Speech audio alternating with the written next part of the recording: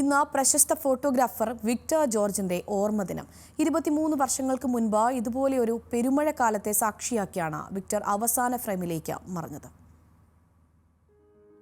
2001 July 9 Idukki വെണ്ണിയാനിമലയിൽ ഉരുൾപൊട്ടലിന്റെ ദൃശ്യങ്ങൾ പകർത്താൻ പോയതായിരുന്നു അന്ന് Manorama chief ഫോട്ടോഗ്രാഫറായിരുന്ന Victor George.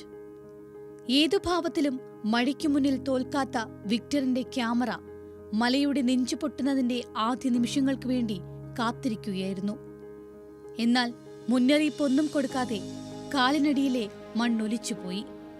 Victor George എന്ന പ്രതിഭ അകാലത്തിൽ പൊലിഞ്ഞു.